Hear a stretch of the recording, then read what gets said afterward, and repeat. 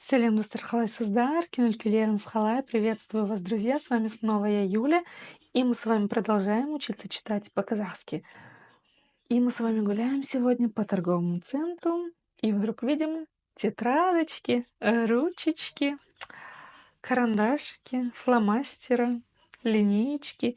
И как же называется этот отдел? А называется он следующим образом. Кенсе тауарлара. Кенсе тауарлара. Канцтовара означает. Обожаю. Итак, как же это научиться читать? На самом деле все просто. Давайте вам напомню перевод каждого из слов. Вы ведь знаете. Кенсе — это канцелярия, тауарлара — это товары.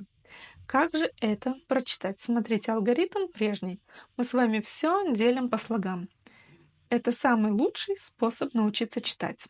Погнали. Кенсе. Сначала читаем через обычную букву «Н».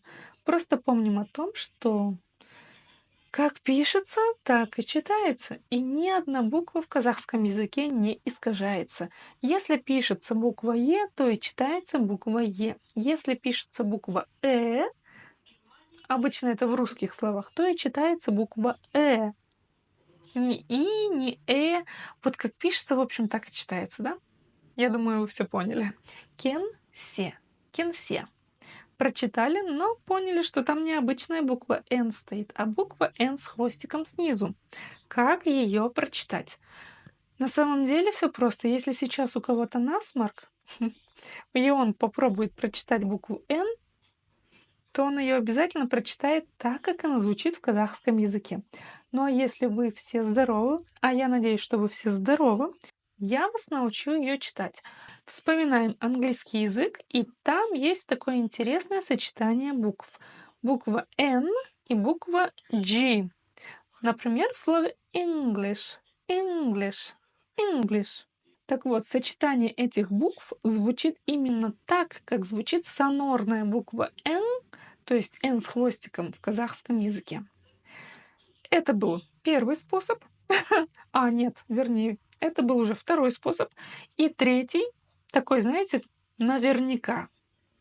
Мы, произнося обычную букву «Н», тянемся кончиком языка к верхнему небу. Вот прям попробуйте во рту потянуться языком сейчас к верхнему небу. Сначала произнеся обычную букву «Н», на, у нас язык упирается в верхние зубы.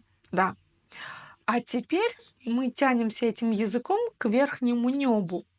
Магия заключается в том, что мы до него не дотягиваемся, но при этом все равно произносим обычную букву «Н».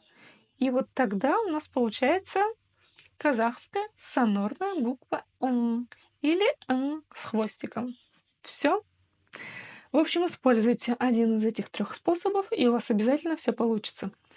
Вру, есть еще один способ. Послушать французский язык.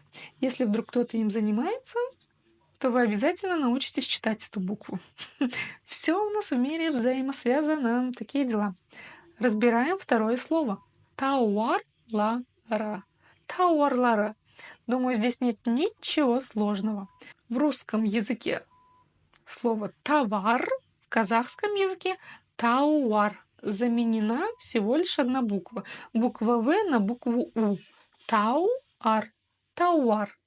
Тауарлар. Лар — это у нас множественное число. Вот и все. Кенсе тауарлар. Кенсе тауарлар. Кенсе тауарлар. Дамы и господа, я вас поздравляю. Вы научились читать еще одно слово, еще одну фразу на казахском языке. Надеюсь, что вам нравится. Так что, если да, оставайтесь со мной и делитесь с друзьями. А может быть, даже с врагами. В общем, пусть все научатся читать по-казахски. Ну все,